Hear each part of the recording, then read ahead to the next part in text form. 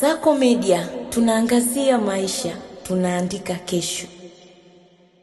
Tumekutana kwa jambo hili kubwa la kupokea na kuzindua ujenzi mkubwa wa madarasa, mabweni na vyoo.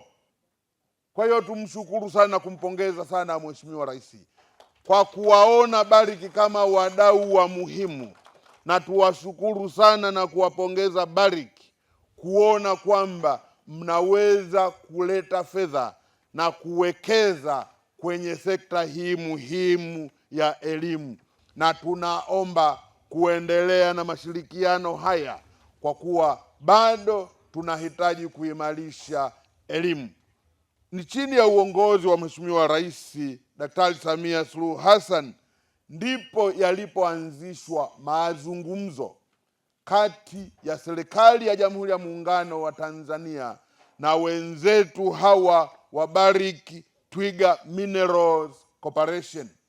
Mazungumzo haya ndiyo yaliyopelekea kupatikana kwa dola za Kimarekani milioni 30 ambazo ni zaidi ya shilingi za Kitanzania bilioni 70 ambazo zimetumika kwa awamu ya kwanza na awamu ya pili kwenye ujenzi wa madarasa, kwenye ujenzi wa mabweni na kwenye ujenzi wa matundu ya vyoo kwenye shule zaidi ya 130.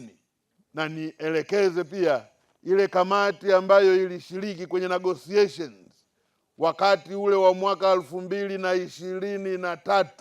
Ninamkumbuka ndugu yangu Cheyo, ulikuwa kwenye ile kamati, na wakati huo niwaambie nilikuwa katibu mkuu wizara hii. Kwa hiyo Barrick, nitafurahi tena kuona kwamba mnaingia kwenye majadiliano mengine. Mlango Mheshimiwa Rais na Rais wa Barrick walishafungua mlango huu. Kwa hiyo kazi kwetu tuendelee kuendeleza haya waliofungua, ili hii awamu tunayoendea ikikamilika, basi tuendelee na discussions ili tuweze kupata fedha nyingine ili tuendelee na ujenzi na kuimarisha miundombinu ya shule. Uwekezaji huu ambao tumefanya kwa bilioni 70 za Kitanzania, ambayo ni sawa na milioni 30 za dola za Kimarekani, una maana kubwa kwa jamii na mchango ambao unaenda moja kwa moja kuboresha mazingira ya kujifunzia, kupanua nafasi ya elimu na kuwapa watoto wetu fursa ya kusoma katika mazingira bora, salama na yenye staha.